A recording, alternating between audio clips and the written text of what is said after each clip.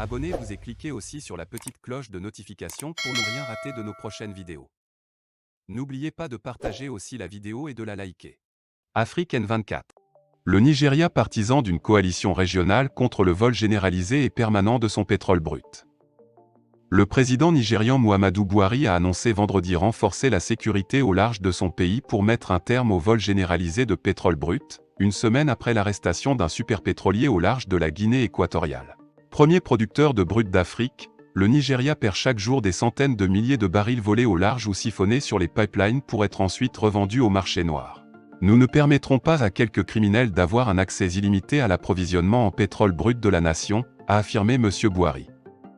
J'ai donc ordonné à nos agences de sécurité de mettre rapidement un terme aux activités de ces vandales dans le delta du Niger, dans le sud-est, a-t-il assuré dans un communiqué. Le président Buhari a évoqué une coopération renforcée et resserrée avec les pays voisins, au large desquels les navires cherchent à se cacher après avoir volé du brut au Nigeria. Le 8 août, au large de Port Harcourt, sud-est, capitale pétrolière du Nigeria, un superpétrolier d'une capacité de 3 millions de barils soupçonné de participer à du trafic illégal a pris la fuite après avoir refusé d'obtempérer, a déclaré mercredi la marine nigériane. Le Mont Erwakidun a ensuite lancé une fausse alerte d'acte de piraterie à bord pour justifier sa fuite, avant d'être arrêté le 12 août au large de la Guinée équatoriale, a-t-elle poursuivi. Mardi, le procureur général de Guinée équatoriale, Anatalio Nzanguengema, a confirmé l'arrestation du navire et de son équipage pour navigation dans les eaux marines de Guinée équatoriale sans autorisation et sans drapeau pour identifier le pays du bateau. Interrogé sur la télévision d'État équato-guinéenne, la TVGE, M. Nguema a indiqué que l'équipage était composé de 25 membres, dont 16 Indiens, 7 Sri Lankais, un Polonais et un Philippin. Les eaux togolaises, plaque tournante du trafic de pétrole nigérian. Triangle du Togo, où le pétrole brut nigérian volé est vendu. 1. Le Togo produit officiellement des cultures commerciales et de l'artisanat pour l'exportation. Mais des ressortissants de plusieurs pays étrangers y convergent pour acheter du pétrole brut sur le plus grand marché noir ouvert du genre. Le journaliste d'investigation, Emmanuel Maya, découvre comment le brut volé dans les terminaux et les pipelines au Nigeria parvient au triangle. Le commerce est effronté. Le butin est énorme. Il existe même un marché secondaire des hôtels togolais qui profitent de l'afflux d'étrangers qui se déguisent en touristes pour prendre une part du gâteau nigérian, un cadeau par la corruption. Le Togo, petit pays d'Afrique de l'Ouest, ne produit pas de pétrole. Il n'a aucun gisement de pétrole sous terre ou eau. Le Togo, cependant, se fait rapidement le nouveau Koweït de l'Afrique. C'est ce qu'il a fait en construisant une ville pétrolière artificielle, un marché flottant en mer appelé le Triangle du Togo.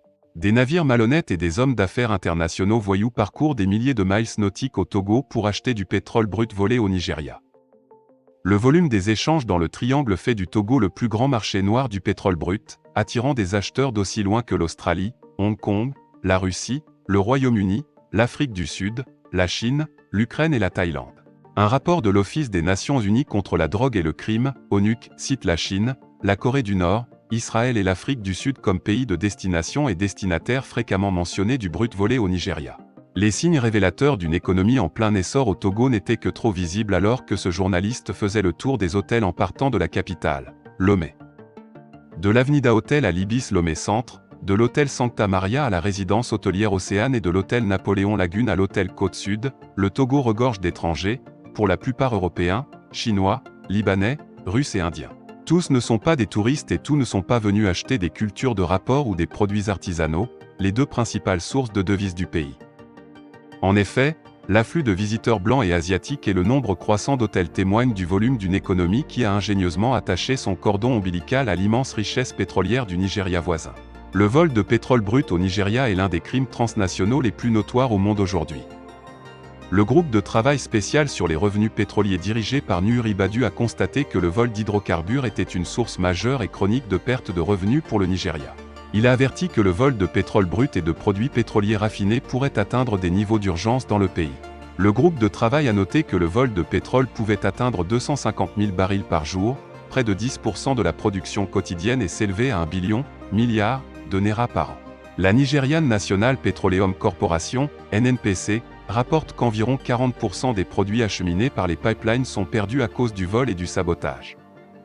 La société de commercialisation des produits pétroliers, PPMC, a enregistré 4468 ruptures de pipeline de produits pour la seule année 2011, et évalue le produit volé dans son réseau de pipeline entre 2001 et 2010 à 178 milliards de naira.